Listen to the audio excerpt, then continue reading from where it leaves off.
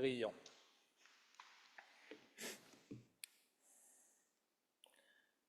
Toi, notre rocher, notre Rédempteur, que ces mots de ma bouche et ces méditations de mon cœur puissent être agréables.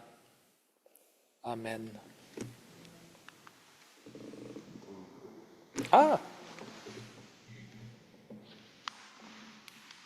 Merci beaucoup.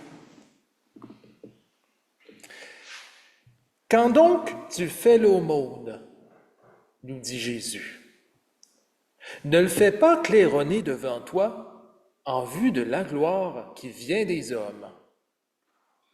Pour toi, quand tu fais l'aumône, que ton aumône reste dans le secret, et ton Père, qui voit dans le secret, te le rendra. Alors je serais bien curieux ce matin de savoir comment vous réagissez à cet enseignement-là de Jésus. Moi, dans mon cas, c'est une invitation qui me questionne, surtout compte tenu de notre époque où les attentes envers nous sont immenses et même écrasantes. Une époque où la reconnaissance et les indicateurs de performance occupent une place de choix. Si c'est le cas dans nos emplois dans les grandes entreprises, c'est aussi parfois le cas, malheureusement, en Église. Les sacro-saintes stats, juste pour les nommer, font partie de nos préoccupations comme communauté. Les statistiques. Car c'est souvent par des chiffres qu'on peut, hélas, justifier envers autrui notre devenir et qui nous sommes. Pas facile. Non, c'est pas facile comme chrétien d'œuvrer dans un monde pour qui les indices de performance représentent notre vitalité. Afin de nous justifier, il y a peut-être une partie de nous qui voudrait rentrer dans la danse, performer, envoyer des statistiques, du tonnerre, par besoin d'une juste reconnaissance, parfois nécessaire. On serait tenté d'entrer dans le moule, quand pourtant l'enseignement de Jésus nous invite justement à ne pas nous laisser prendre au piège. Au contraire, Jésus nous invite à mettre toute notre confiance en Dieu, qui, dans le secret, nous rendra l'appareil. Pas facile. Non, c'est pas facile. Mais Dieu merci, il y a un drôle de personnage qu'on vient d'invoquer et dont l'histoire, ou le manque d'histoire, pourrait peut-être nous inspirer un peu. Contrairement au beau petit Saint-Jean, à Saint-Pierre, ou même, tiens, à Judas, la participation de Matthias au ministère de Jésus nous est un vrai mystère. Et c'est le cas de le dire. Je vous l'ai dit au début du culte, de Matthias, on ne sait rien. Rien de rien. On n'a pas de statistiques pour nous aider, pas d'indices de performance ni de rendement non plus. Même les biblistes et les historiens du christianisme savent pas trop quoi en dire et quoi en faire.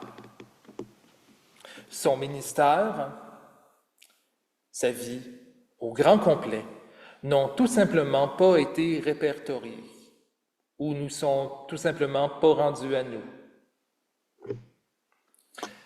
Comme ce qui en est du ministère de nombreuses femmes, mères inclus, dans les Actes des Apôtres, Personne ne semble avoir retenu celui de Matthias.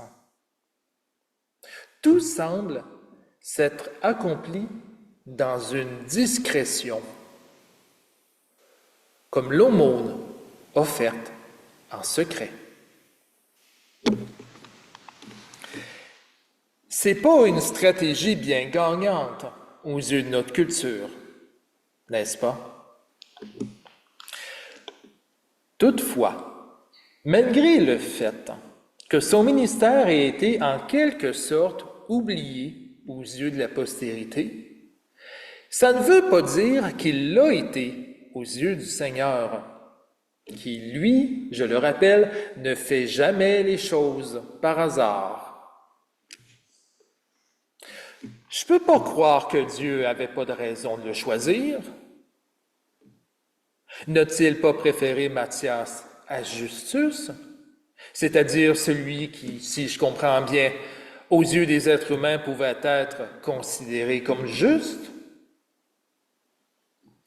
Matthias a été nommé et élu pour soutenir les premières communautés. Ce choix-là du Seigneur m'amène à croire, et l'expérience nous le démontre, que des inconnus, comme Matthias, ont sûrement influencé la vie de l'Église. Des hommes et des femmes dont on ne se souvient pas du nom ont fait une différence. Une différence qui, dans le grand ordre des choses, a peut-être justement influencé le cours de l'histoire, ou peut-être même, j'oserais dire, influencé ce qu'on est aujourd'hui. Ne sait-on toujours pas que ton aumône reste dans le secret, et ton Père, qui le voit dans le secret, te le rendra.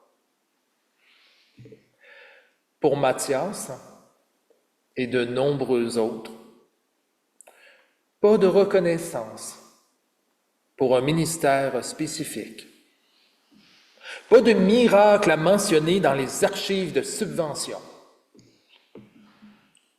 Toutefois, et c'est là, selon moi, la bonne nouvelle pour nous aujourd'hui.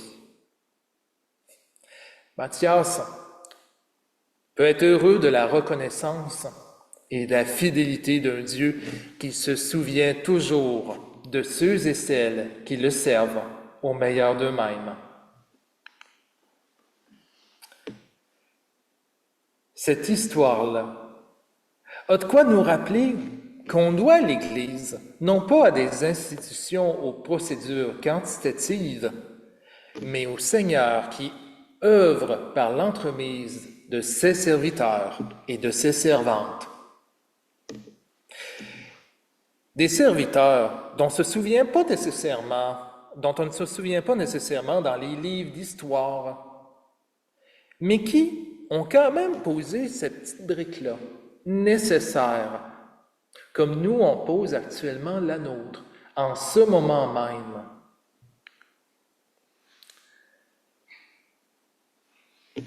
En ce moment, où est-ce qu'on doit faire face à de nombreux défis dans notre époque? On peut parfois se sentir découragé, voire écœuré de toutes les attentes et toutes les exigences qu'on nous demande. On peut même avoir honte, d'avoir l'impression d'être des Matthias qui attireront jamais l'attention des grands magnats de ce monde.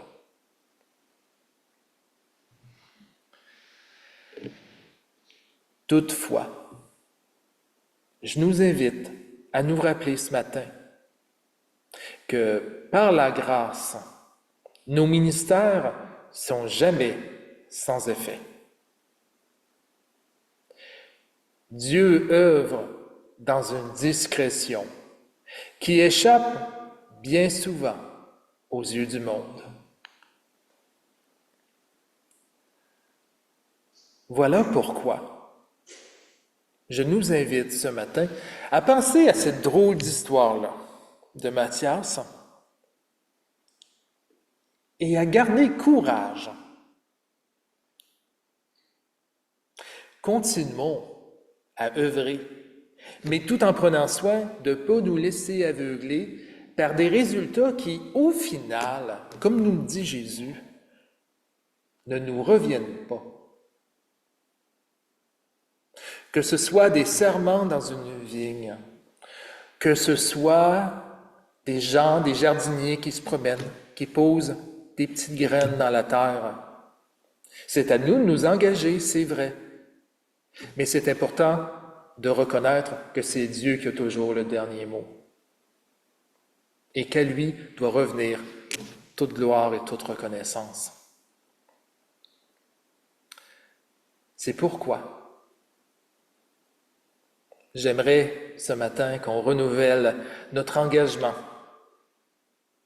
nous engager finalement de la même manière que nous prions, c'est-à-dire dans la simplicité et dans l'action de grâce pour tout ce qui est et tout ce qui adviendra. Comme le dit si bien Jésus dans l'Évangile qu'on a lu, Dieu sait déjà de ce que nous avons de besoin. Que toute gloire et toute reconnaissance lui soient rendues.